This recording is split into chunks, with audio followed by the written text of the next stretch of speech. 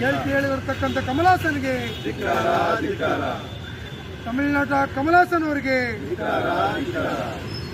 ಕನ್ನಡ ಹೇಳಿಕೆ ಕೊಟ್ಟಂತ ಕಮಲಾಸನ್ ಅವರಿಗೆ ಬೇಕೇ ಬೇಕು.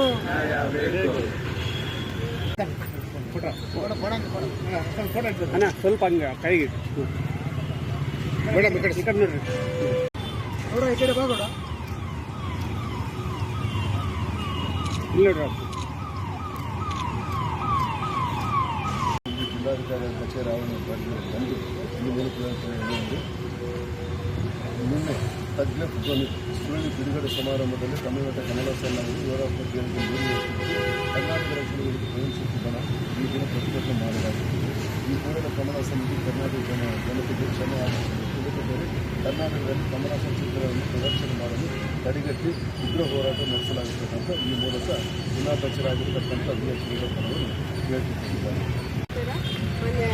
ಮುಖ್ಯಮಂತ್ರಿಯವರಿಗೆ ಸಲ್ಲಿಸುವ ವ್ಯವಸ್ಥೆಯನ್ನು ಮಾಡುತ್ತೇನೆ ಎಂದು ತಾವು ದಯವಿಟ್ಟು ಶಾಂತಿ ಮತ್ತು ಸುವ್ಯವಸ್ಥೆ. ಬೆಂಗಳೂರಲ್ಲಿ ಯಾವುದೋ ಒಂದು ಚಿತ್ರದ ಬಗ್ಗೆ ಧ್ವನಿ ಸುರುಳಿನೋ ಬಿಡುಗಡೆಗೆ ಬಂದಿರ್ತಾರೆ. ಬಂದ ಸಮಯದಲ್ಲಿ ಪೂಜ್ಯ ಡಾಕ್ಟರ್ ರಾಜ್ಕುಮಾರ್ ಅವರ ಮಗನ ಹ್ಯಾಟ್ರಿಕ್ ಹೀರೋ ಶಿವರಾಜ್ ಕುಮಾರ್ ಅವ್ರನ್ನ ಇನ್ವೈಟ್ ಮಾಡಿರ್ತಾರೆ. ಆ ಕಾರ್ಯಕ್ರಮಕ್ಕೆ ಇನ್ವೈಟ್ ಮಾಡಿಬಿಟ್ಟು ಅವರು ಒಂದು ಯಾವುದೋ ತಮಿಳ್ ಎಮೋಷನಲ್ಲಲ್ಲಿ ಮಾತಾಡ್ತಾ ಕನ್ನಡದ ಬಗ್ಗೆ, ತಮಿಳಿನಿಂದ ಕನ್ನಡ ಹುಟ್ಟಿದೆ ಅನ್ನೋ ಒಂದು ಹೇಳಿಕೆಯನ್ನು ಕೊಟ್ಟಿರ್ತಾರೆ.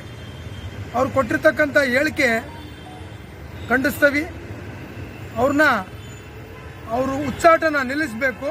ಕೂಡಲೇ ಆ ಮಾತನ್ನು ಹಿಂಪಡೆದು ಇಡೀ ಕರ್ನಾಟಕ ಜನತೆಗೆ ಕ್ಷಮೆ ಯಾಚಿಸಬೇಕು. ಇಲ್ಲದಿದ್ದಲ್ಲಿ ಉಗ್ರ ಹೋರಾಟ ಮಾಡೋದಕ್ಕೆ ನಾವು ಸಿದ್ಧರಾಗಿದ್ದೀವಿ. ಅವರು ಚಿತ್ರನ ಯಾವುದೇ ಒಂದು ಇಡೀ ನಮ್ಮ ಕರ್ನಾಟಕ ಜಿಲ್ಲೆಯಲ್ಲಿ ಯಾವುದೇ ಒಂದು ಚಿತ್ರಮಂದಿರದಲ್ಲಿ ಪ್ರದರ್ಶನ ಮಾಡೋದಕ್ಕೆ ಬಿಡಲ್ಲ.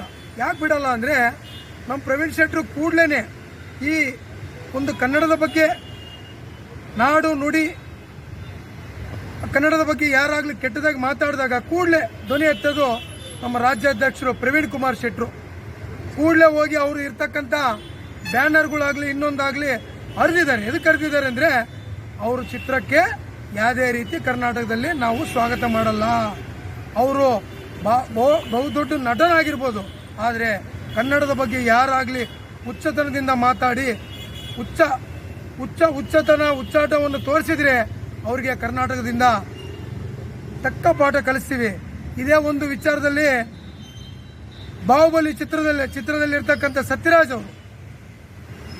ಅವರು ನಮ್ಮ ವಿವಾದಾತ್ಮಕ ಹೇಳಿಕೆಯನ್ನು ಕೊಟ್ಟಿದ್ರು ಕಾವೇರಿ ಬಗ್ಗೆ.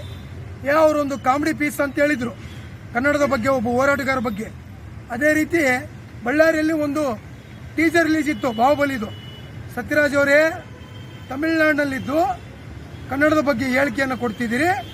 ನಿಮಗೆ ಏನಾದರೂ ಅಷ್ಟು ಇಷ್ಟು ಕನ್ನಡದ ಬಗ್ಗೆ ಅನ್ನ ತಿಂದು ನೀರು ಕುಡಿದು ಏನಾನ ಸ್ವಾಭಿಮಾನ ಇದ್ದರೆ ಆ ಋಣ ತೀರಿಸೋ ಟೈಮ್ ಬಂದಿದೆ, ನೀವು ಕ್ಷಮೆ ಯಾಚಿಸಬೇಕಂತ ಹೇಳಿ ಅವರು ಒಂದು ಟೀಸರ್ನ ಬಂದ್ ಮಾಡಿ ಕೂಡಲೇ ಸತ್ಯರಾಜ್ ಅವರು ಒಂದು ನಟನೆ ಎಷ್ಟು ದೊಡ್ಡದಾದ್ರೂ ಗೊತ್ತಿಲ್ಲ, ಅವರು ನಮ್ಮ ಕನ್ನಡದ ಬಗ್ಗೆ ಹೇಳ್ತಕ್ಕಂಥ ಆ ಕಾವೇರಿ ವಿವಾದಾತ್ಮಕ ಹೇಳಿಕೆ ಕೊಟ್ಟು ಅವ್ರು ಕ್ಷಮೆ ಯಾಚಿಸಿದ ಮೇಲೆ ಅವ್ರ ಚಿತ್ರನ ಪ್ರದರ್ಶನಕ್ಕೆ ಅವಕಾಶ ಮಾಡಿಕೊಟ್ವಿ. ಈಗಲೂ ಕೂಡ ಕಮಲಾಸನ್ಗೆ ಎಚ್ಚರಿಕೆ ಕೊಡ್ತಾ ಇದ್ದೀವಿ. ರಜನಿಕಾಂತ್ ಅವರು ಕೂಡ ಈ ಹಿಂದೆ ಅವರು ಕೂಡ ಕೊಟ್ಟಿದ್ರು, ಅವರು ಕ್ಷಮೆ ಯಾಚಿಸಿದ್ರು. ಈಗ ಕಮಲಾಸನ್ಗೆ ಹೇಳೋದು ಅದೇ, ನಾವು ಕನ್ನಡದ ಬಗ್ಗೆ ನೀನೇನು ಅವಹೇಳನಕಾರಿ ಏನು ಕೊಟ್ಟಿದೀಯಾ, ಕೂಡಲೇ ಕನ್ನಡಿಗರಿಗೆ ಕ್ಷಮೆ ಕೇಳಬೇಕು, ಇಡೀ ಕರ್ನಾಟಕದ ಜನತೆಗೆ ಕ್ಷಮೆ ಕೇಳಬೇಕು. ಇಲ್ಲಾಂದ್ರೆ ಇವ್ರ ವಿರುದ್ಧ ಉಗ್ರ ಹೋರಾಟ ನಡೆಸ್ತೀವಿ. ನಿಮ್ದು ಯಾವುದೋ ಒಂದು ಚಿತ್ರಮಂದಿರದಲ್ಲಿ ಪ್ರದರ್ಶನಕ್ಕೆ ಅವಕಾಶ ಮಾಡಿಕೊಡಲ್ಲ ಅಂತ ಹೇಳ್ತಾ, ಕರ್ನಾಟಕ ರಕ್ಷಣಾ ವೇದಿಕೆ ಪ್ರವೀಣ್ ಶೆಟ್ಟಿ ಬಣ, ಜಿಲ್ಲಾಧ್ಯಕ್ಷ BH ಹುಲಗಪ್ಪ, ರಾಜ್ಯ ಸಂಚಾಲಕರು ರಾಮಣ್ಣ, ಇಡೀ ನಮ್ಮ ಜಿಲ್ಲಾ ಮುಖಂಡರೆಲ್ಲ ಈ ಒಂದು ವಿಚಾರದ ಮೂಲಕ ಎಚ್ಚರಿಕೆ ಕೊಡ್ತಾ ಇದ್ದೀವಿ. ಬಗ್ಗೆ ನಾವು ಹೇಳ್ತಾ ಇದ್ದೀವಿ.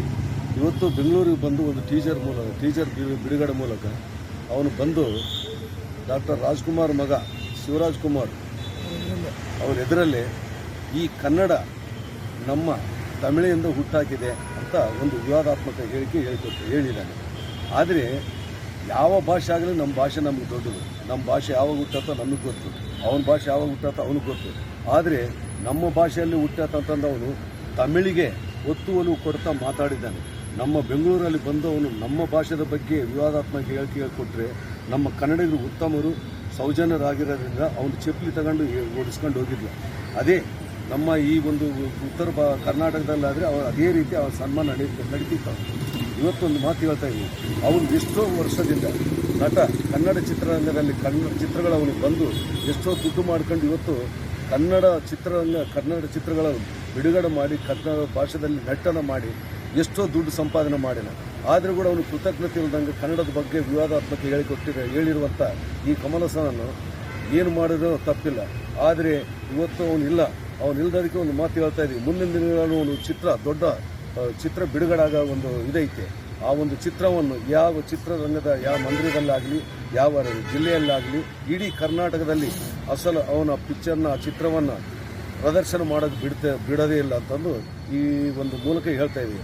ಮುಂದಿನ ದಿನಗಳಲ್ಲಿ ಇನ್ನೊಂದು ವಿಚಾರ ಏನಂದರೆ ಅವನು ಇಡೀ ಕನ್ನಡಿಗರಿಗೆ ಕನ್ನಡ ಜನತೆಗೆ ಕ್ಷಮೆ ಯಾಚಿಸಿ ನಮ್ಮ ಏನಿದೆ ನಮ್ಮ ಇದು ವಾಣಿಜ್ಯ ಮಂಡಳಿ ನಮ್ಮ ಕರ್ನಾಟಕ ವಾಣಿಜ್ಯ ಮಂಡಳಿಗೆ ಬಂದು ಅವನು ಮುಖಾಮುಖಿ ಬಂದು ಅವನೇ ಸ್ವಯಂವಾಗಿ ಬಂದು ಕ್ಷಮೆ ಕೇಳಬೇಕು. ಆ ಒಂದು ಕ್ಷಮೆ ಕೇಳಿದಾಗ ಮಾತ್ರ ಸುಮ್ಮನೆ ಇರ್ತೀವಿ. ಇಲ್ಲಂದರೆ ಮುಂದಿನ ದಿನಗಳಲ್ಲಿ ಕರ್ನಾಟಕ ರಕ್ಷಣೆ ಪ್ರವೀಣ್ ಶೆಟ್ಟಿ ಬಣದಿಂದ ದೊಡ್ಡ ಉಗ್ರ ಹೋರಾಟ ನಡೆಸಲು ಅವನ ಯಾವ ಚಿತ್ರಮಂದಿರದಲ್ಲಾಗಲಿ ಕರ್ನಾಟಕ ರಾಜ್ಯದಲ್ಲಿ ಎಲ್ಲಿ ಬಿಡುಗಡೆ ಮಾಡೋಕ್ಕೆ ಪ್ರದರ್ಶನ ಮಾಡೋಕ್ಕೆ ಬಿಡೋದಿಲ್ಲ ಅಂತಂದು ಈ ಮೂಲಕ ಹೇಳ್ಕೊಳ್ತಾರೆ. ನನ್ನ ಹೆಸರು ಅದಿಗೇರಿ ರಾಮಣ್ಣ, ರಾಜ್ಯ ಸಂಚಾಲಕರು ಪ್ರವೀಣ್ ಶೆಟ್ಟಿ ಬಣ.